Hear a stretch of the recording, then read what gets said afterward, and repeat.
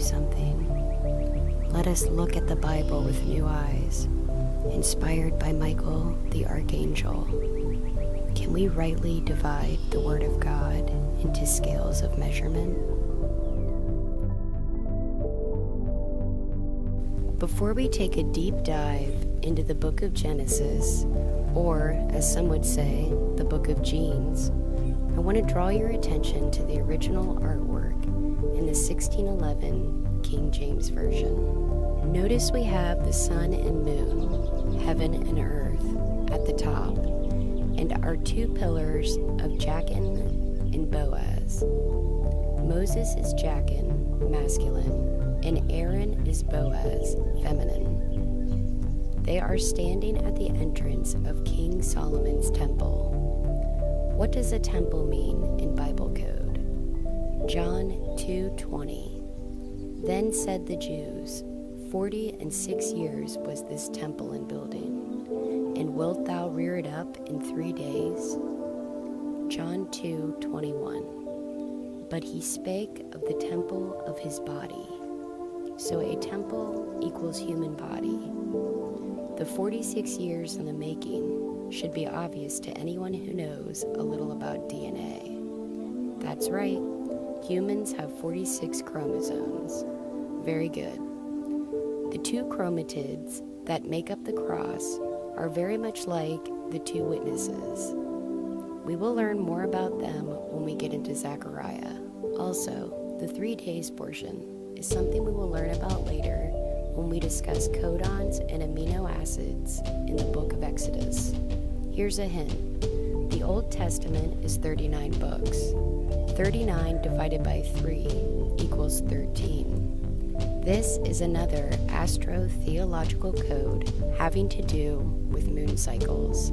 Keep studying the King James artwork, and you will see the 4 living creatures of Matthew, Mark, Luke, and John.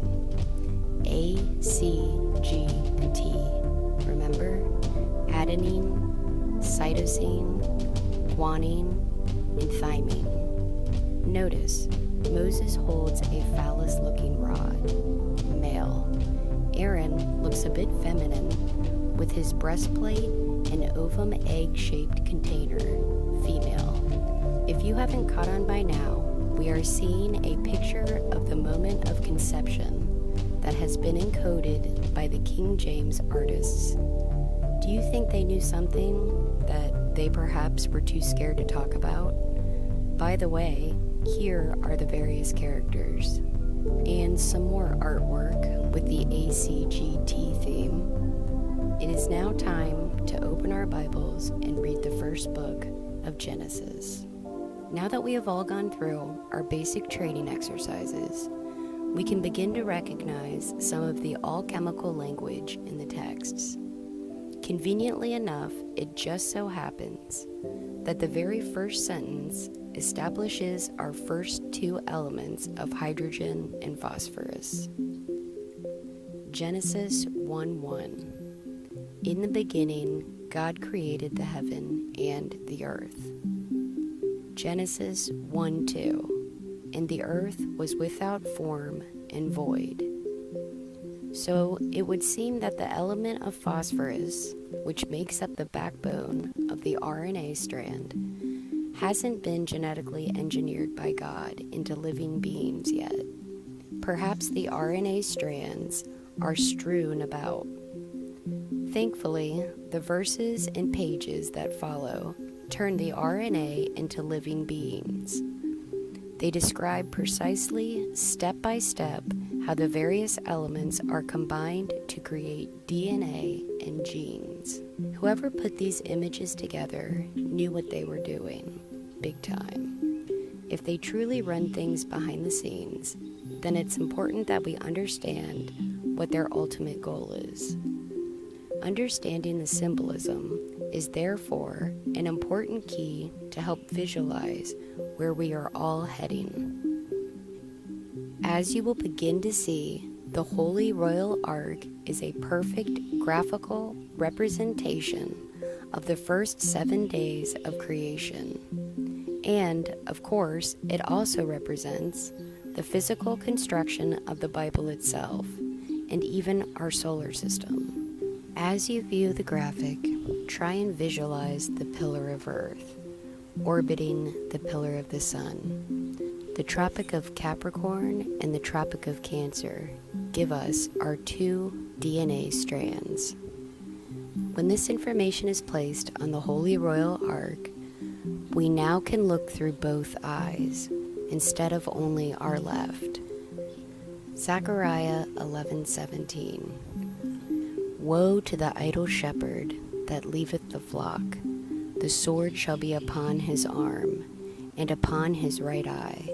His arm shall be clean dried up, and his right eye shall be utterly darkened. We must look through both eyes in order to see the bigger picture.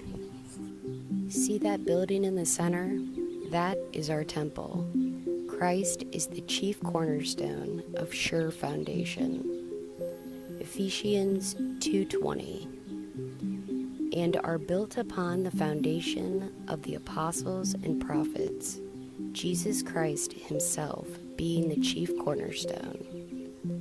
The building depicted is also called the Parthenon, meaning virgin, as in Virgin Mary. Well, one has to ask themselves, why do Masons use that particular building in much of their architecture?